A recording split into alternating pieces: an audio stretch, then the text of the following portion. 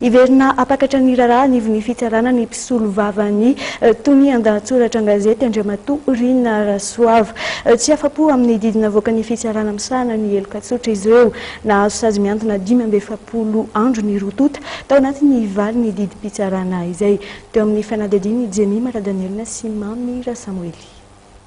570 andro hatranomaizina sazy miantona miamponitra 5 hetsy ariary no sazy azon'ny Rina Rasoava tony andahatsoratra ny gazety Aora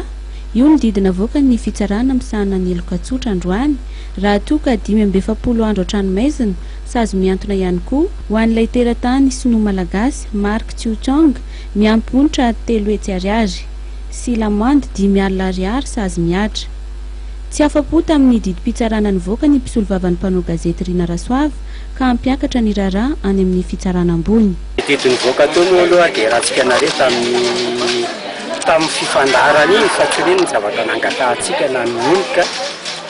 na ny eo amin'ny lafo ny araheloka nangatahantsika moa tamin'iny raha fatadidinareo dia hoe ho antsika dia ny fahafahana madiodio fa raha faharatsiny fahafahana ampisalasala iny moa ny didiny voaka